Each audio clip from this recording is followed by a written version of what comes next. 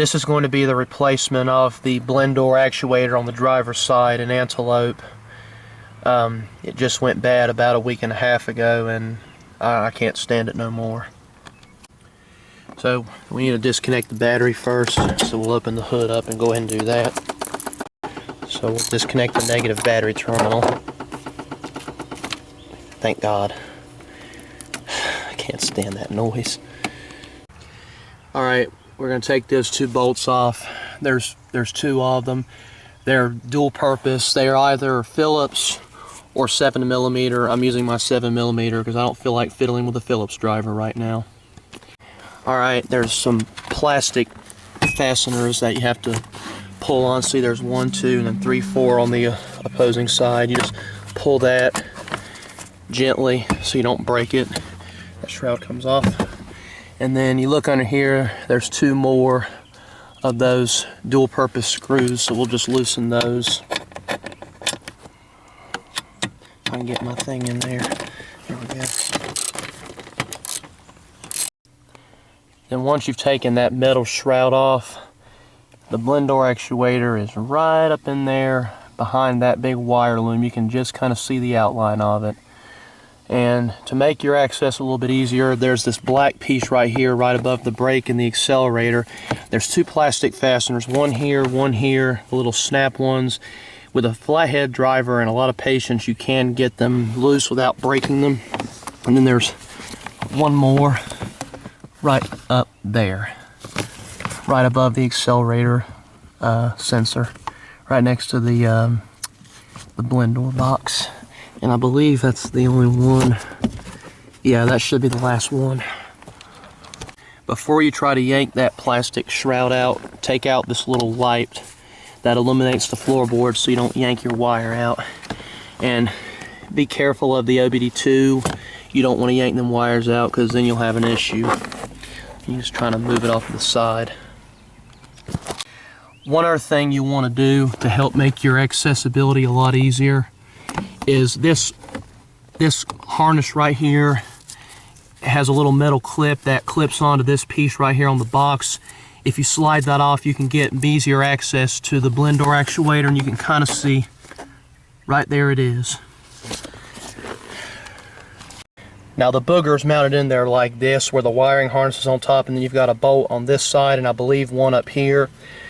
And very carefully you can get a socket up in there and break those bolts free, and then just very carefully try to unplug the little wiring harness, and then you should be able to pop that booger out and get the new one in. I'm going to attempt to do it right here, and I'll be right back.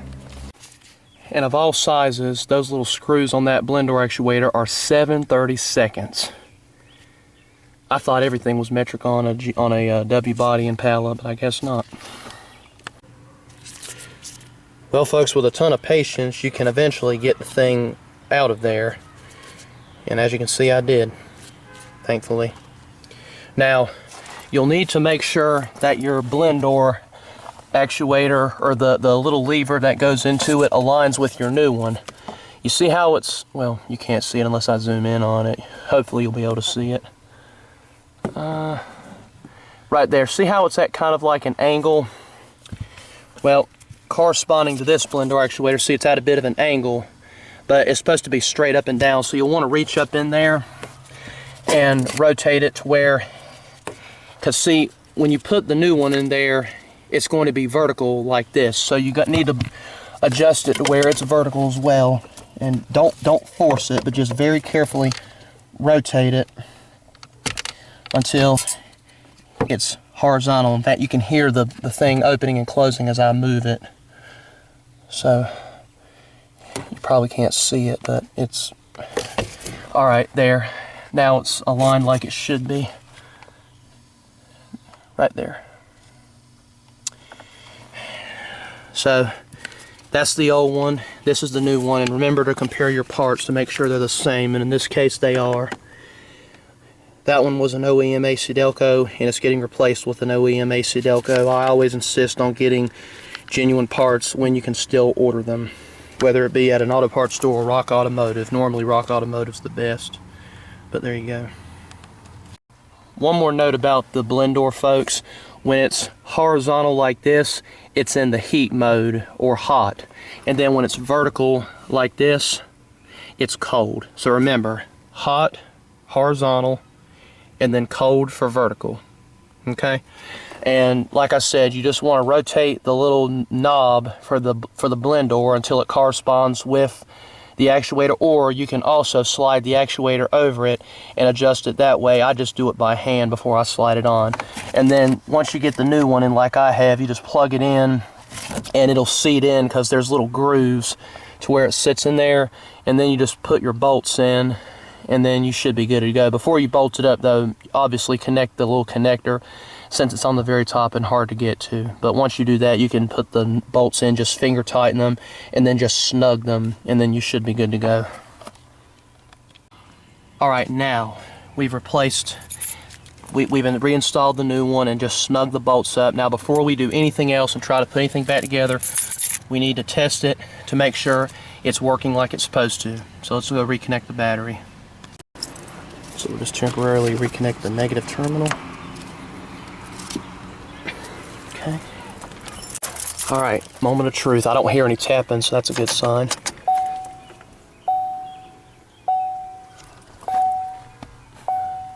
Let's see.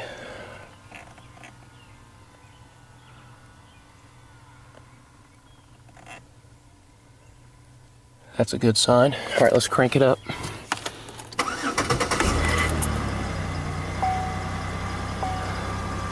We'll try the air conditioning, make sure it's blowing cold air out.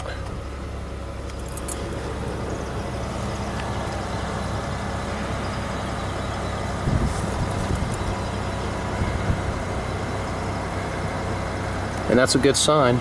It's blowing out the registers like it's supposed to.